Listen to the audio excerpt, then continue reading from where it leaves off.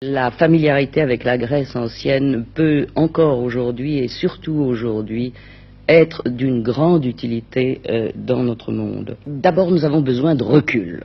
La vie actuelle est complexe, rapide, l'information se précipite sur nous d'heure en heure, on ne voit plus l'ensemble, en plus nos mots sont usés à force de discuter, tout le monde se plaint de la difficulté de la communication.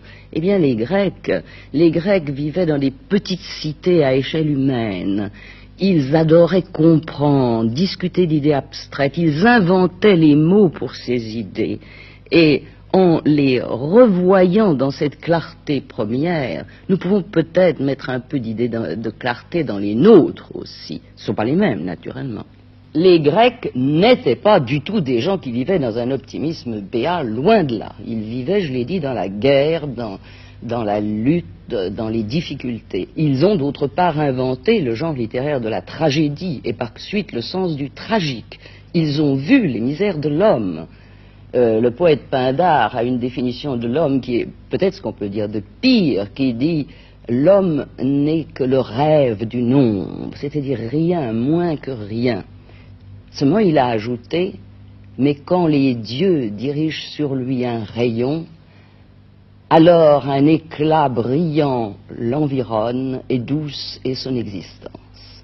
Eh bien, cette confiance quand même, cette confiance lucide me paraît extraordinairement caractéristique de la Grèce et extraordinairement utile pour nous. Et je pense quant à moi que dans le monde actuel, il est singulièrement précieux de pouvoir se réchauffer un peu à cette flamme et à cette lumière. Comment faire ?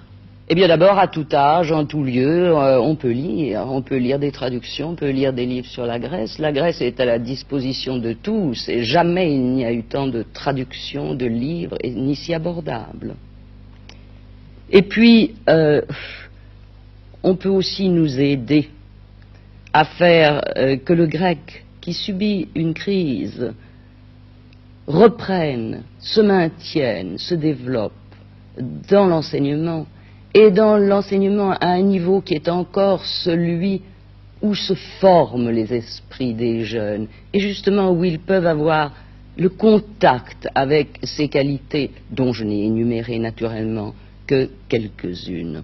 Mais il faut bien voir que derrière le grec, c'est la culture qui est en cause, et que c'est en songeant trop uniquement à la formation professionnelle qu'on risque de priver les hommes de demain de ces qualités, de cette force qu'ils pourraient employer comme ils le voudraient, dans le sens qu'ils voudraient. À mon avis, cette évolution de l'enseignement est une sorte de suicide. C'est pourquoi je plaide pour cette cause.